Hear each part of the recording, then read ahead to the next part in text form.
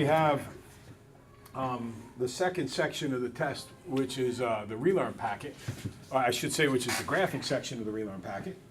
So let's go through that and check and see how we did, or how we're doing. I want to graph the second one first here. The reason I want to graph the second one first is because it's already in y equals mx plus b form. So, let me draw. Salvador, please call 801. I'm sorry, Antonacci, 801.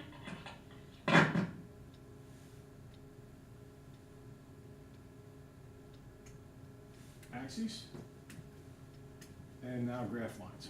So, the first line, I'll actually do the second line first. The slope is a half, the y-intercept is -2, and I just graded quizzes where if it was in y equals mx plus b form, you guys graphed beautifully. So it's up 1 over 2, up 1 over 2, up 1 over 2, backside here.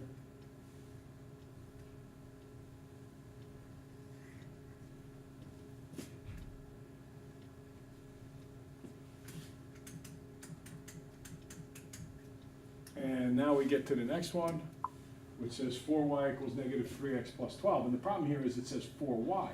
Remember, we want it in the form of y equals mx plus b. There is no 4 in front of the y here, so I need to divide by 4. And that gives me a slope of -3/4. That's in front of the x. And 12 over 4 is 3, so the y-intercept is 3. So I go to 3, and then I go down 3 over 4. Always makes me feel good when I go directly through a point that I'm supposed to go through. Here's my line graph. Make that line nice and long. Cover lots of the graph. 4y equals -3x plus 12. That is all done. And now, oh, you know what I almost forgot to do that you guys have done a little bit on your quizzes, which is bad, is you got to label the point where they cross. That's the point 4, 0. X is 4, y is 10. Remember, any point is always x, y. And when it comes to the next part of this, which is the part that says check your result, you always rewrite both original equations. Here's the first one, 4y equals -3x plus 12. And the one after that is y is 1/2 x minus 2. And then I plug them in. I'm going to first do the blue graph, so I'll do the check in blue. 4 times 4 equals -3 times 4 times 0, I'm sorry, 4 times 0 because the y is 0, equals -3 times 4 plus 12. 0 equals -12 plus 12. 0 equals 0. Check. Now for the line in red.